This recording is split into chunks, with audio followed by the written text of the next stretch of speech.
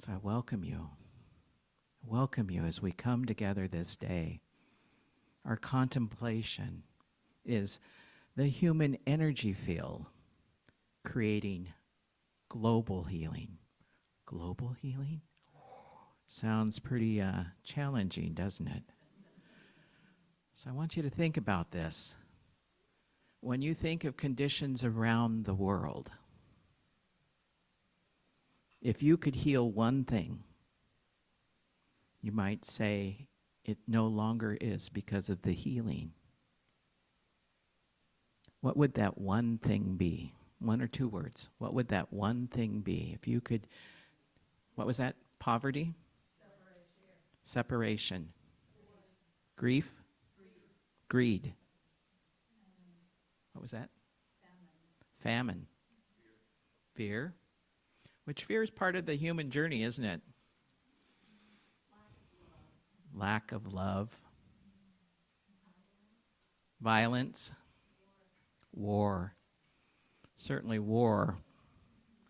What was that? Discrimination.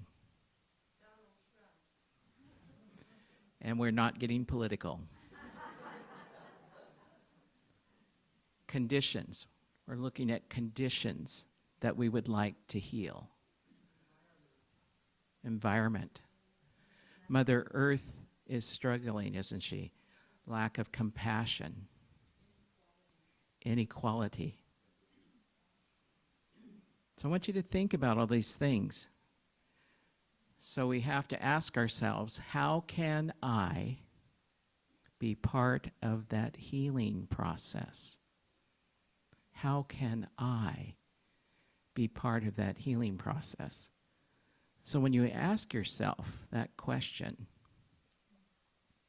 what emotion comes up for you? Kindness. So if you think of healing poverty and war, those things, what else comes up besides kindness? We need kindness, absolutely, don't we? Wisdom. What was that? Power. The challenge. Think about this. When you think about using your personal energy to end war, is that a little bit intimidating? Isn't it?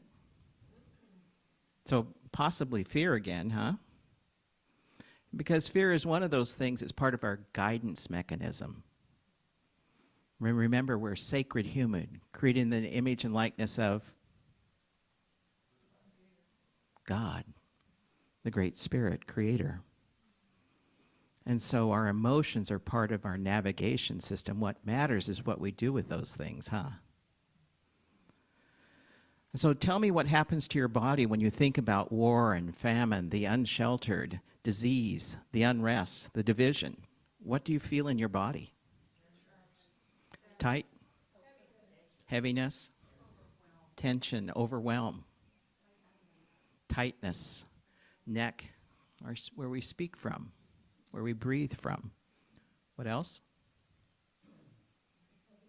Heavy heart. A lot going on, isn't there? So what's important? What was that? Dissociate. So disassociation is when we're here in our physical body, but emotionally, spiritually, psychologically, we've kind of left that. We've taken ourselves someplace else because it's too painful to be in that space. And you can imagine, you probably read it in a book, somebody does that, disassociates, right? None of us ever do, right? So I want you to feel those emotions in the body. And I want us to do a practice together. So if it's possible for you, I'm going to invite you to stand.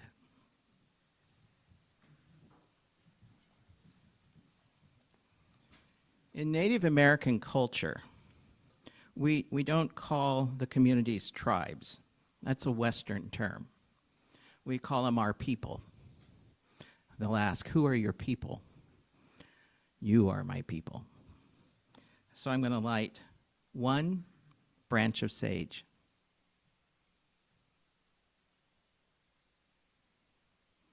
You may not even smell it.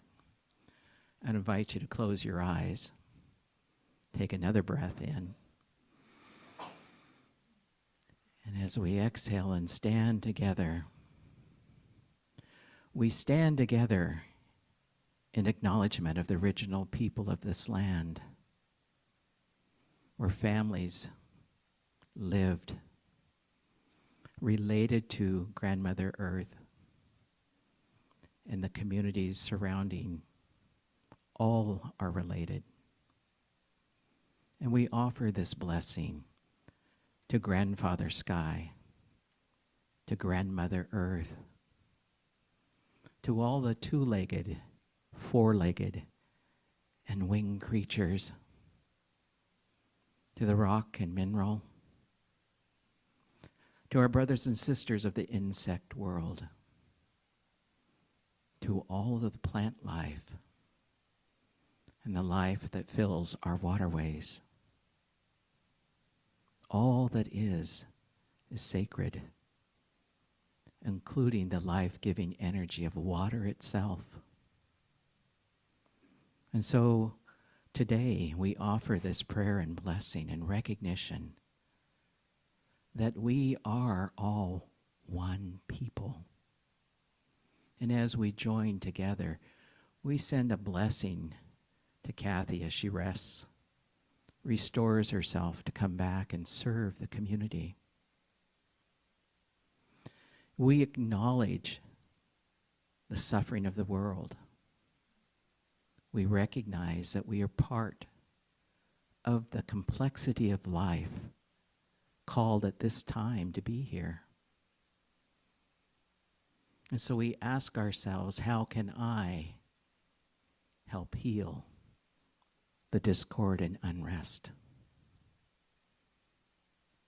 I am part of all life. We are all one. And so we speak this prayer and blessing across this community, across our nation, across the one ocean, across our globe, and into the cosmos. Our ancestors are here. We are the ancestors of the next generation, sacred human, embodying this temple. We lift our hands and hearts and minds for peace and healing to all our relations. Oh, you may be seated. So I want you to tune into your body. What are you feeling? Peace, settled. Holy? Is that what someone said? Strength? Grounded. Harmonized. Graceful. Bountiful. Ready.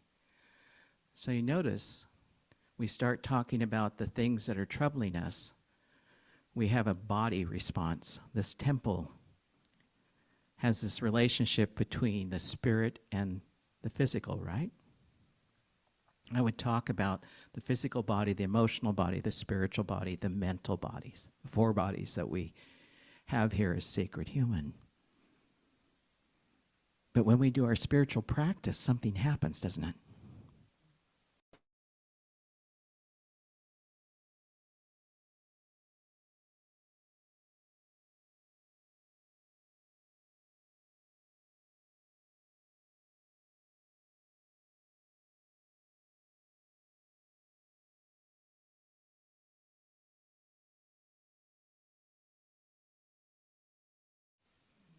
He says,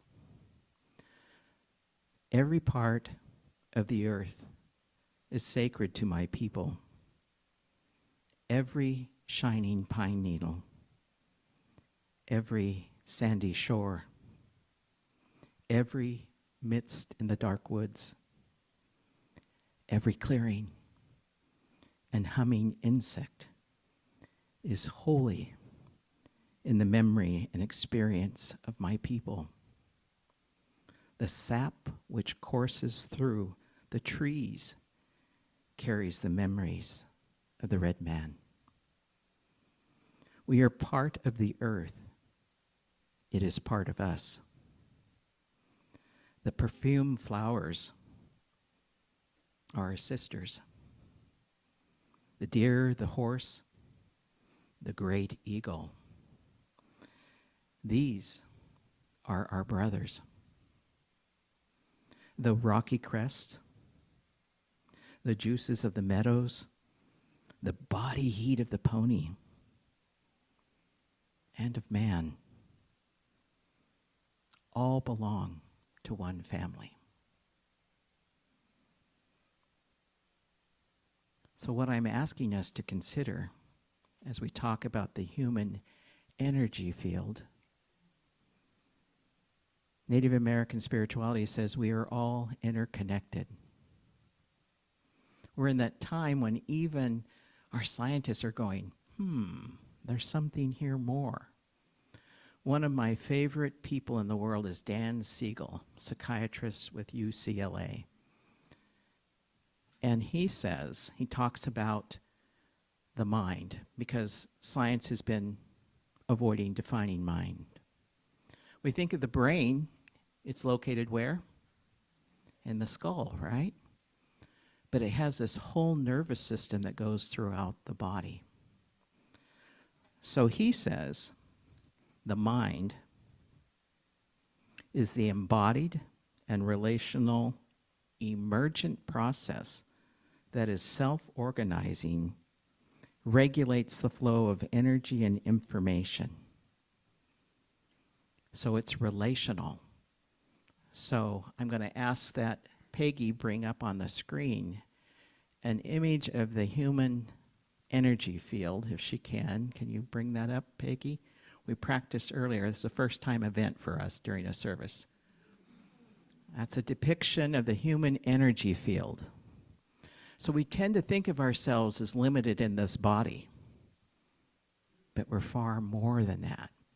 So as we're sitting here, all this energy is commingling with each other. And it goes far beyond just the space of this room. Can you put up the next picture, Peggy? This is a picture representing the chakras as well as the energy field, the 7 chakras. Now it's interesting when we think and talk about this, most of us commonly think of the chakras, but there's no scientific basis for it. It's part of the Eastern philosophy and traditions. And yet, if you've ever worked with your chakra and cleaning it and rebalancing it, makes a huge difference, doesn't it? What science is saying is that so far they haven't discovered a real purpose to it. They haven't figured out how it's going to help nursing. There are 81 scientific articles. So this is how they've come to define the human energy field. A luminous field of energy that comprises a person extends beyond the physical body and is in a continuous mutual process with the environmental energy field. It is vital energy that is continuously whole and is recognized by its unique pattern. Dynamic, creative, nonlinear, unpredictable, flows to lower and higher frequencies. The balanced energy field is characterized, the balanced one, is characterized by flow, rhythm, symmetry, gentle vibration. Beautiful imagery, isn't it? They even have cameras now that can capture it, even though science still hasn't decided if it is a legitimate thing. It hasn't been validated as scientifically useful, but they can take a picture of it, just as we have here. We call it what? Aura. Yeah.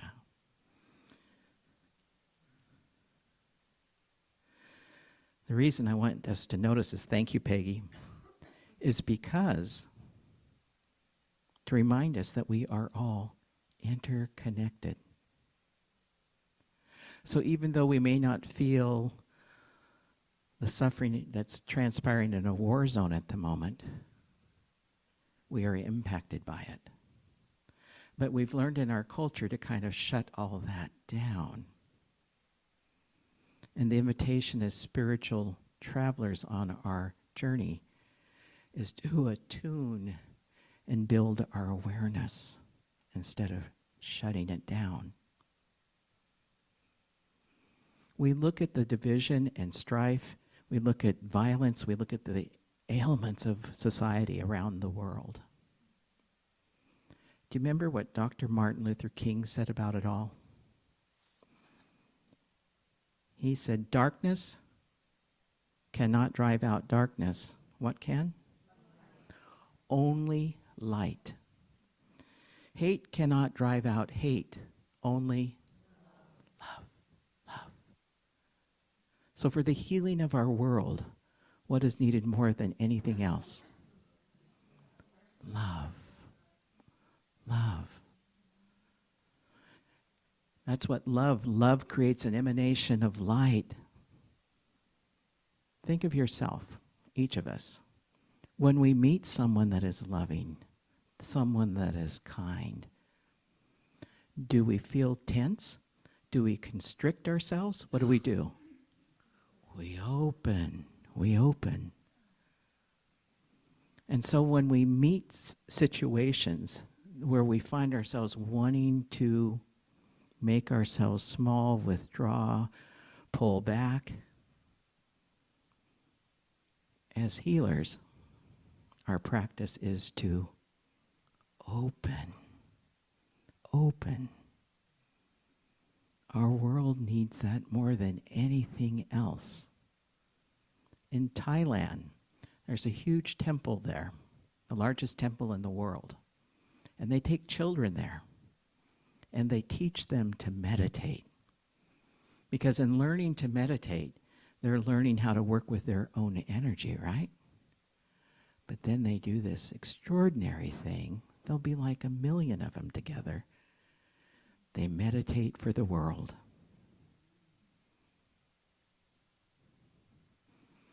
So this is our challenge. This is part of how we create global healing. Healing first for ourselves. And as we attune and balance ourselves, that's why our spiritual practices must be on a regular basis, we can send that love to create healing throughout the world. Bit of a challenge, isn't it? Do you remember in the prayer, I said to all our relations at the end? Because in Native American spirituality, we do see that all that is we are related to, we have relationship with, and need to treat all that is as part of us, part of our family. Even those things that appear inanimate. Science tells us this is moving atoms, right? Molecules. But we have this sense that it's solid, even though it's not. So I can have the sense that I'm limited little me, or I can wake up to the fact that I am powerful beyond measure. And I can send my love to places where there's suffering. So right now in our nation, there's a lot of protesting going on. And you look at Dr. King's work, and he was known for what kind of protest? Non-violence. Because he recognized that violence, meeting violence, and so we must be able to be in that practice. We need to have another conversation in the future about when we meet aggression, because there are times. Gandhi was the first and foremost teacher. King studied Gandhi. But there are times when we set boundaries and don't allow certain energies to come into our presence or live with us. Abuse is never acceptable, is it? So we have to remember to be balanced in all that we do. So our closing practice together, this is a song that Kathy did a number of years ago. Have you ever heard Send Your Love by Kathy Zavada.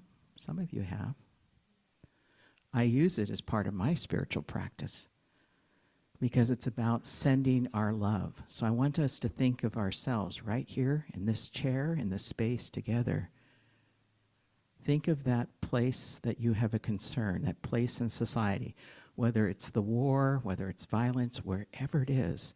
And during this time together, listening to her song, Send Our Love, to be doing that and to make a commitment to do it each and every day until you see full healing occur. So I'm going to have us listen to this together, and then I'm going to check back in with you afterwards about what that experience is like for you.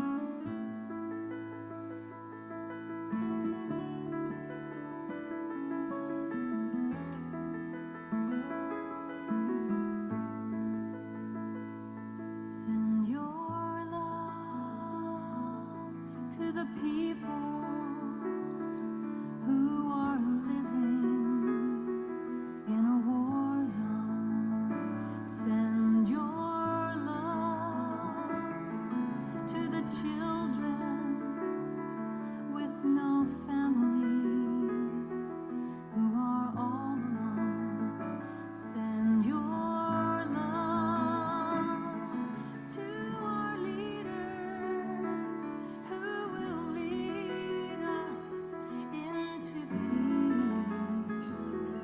Send your love to the fearful, that their fears might be released.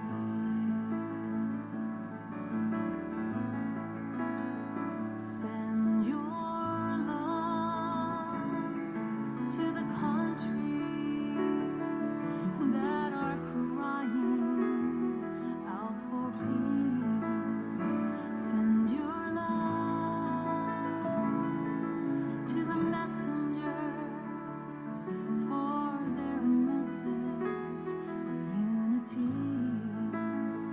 Send your love to our mother, and she guides us on our way. Send your love to one another. Send your love in every way.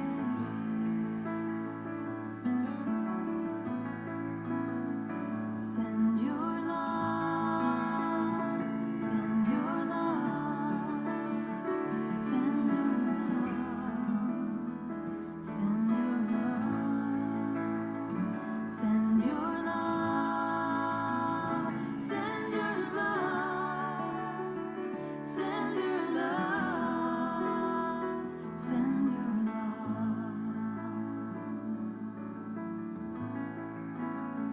Send your love to the waters that are rivers flow again clean.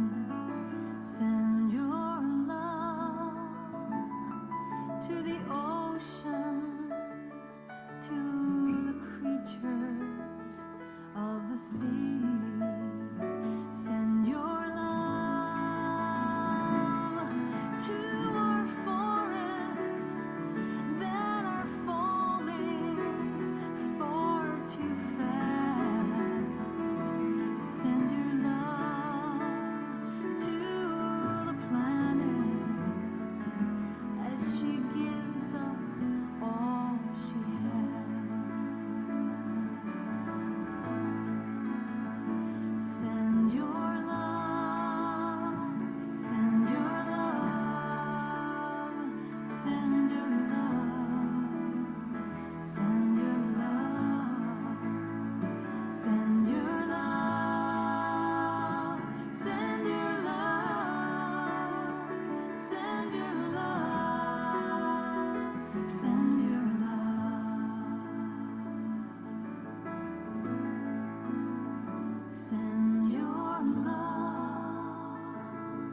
to the homeless that are living on the street. Send your love to the hungry who have nothing left to eat. Send your love to our Creator in a grateful prayer of praise. Send your love to one another. Send your love in every way. Every way. Send your love.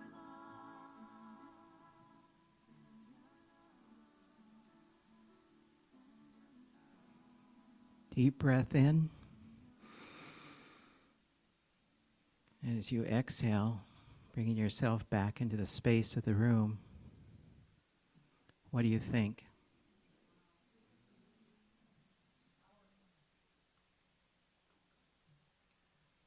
Can we make the commitment? We want to be that light, that love, recognizing that as we send that out, we're transforming our world. We don't always experience an immediate healing, but we trust, we know that it's reaching, it's creating healing. What do you think? Yes? Yeah, yes. Thank you, Unity Community of Ashland. I am with you.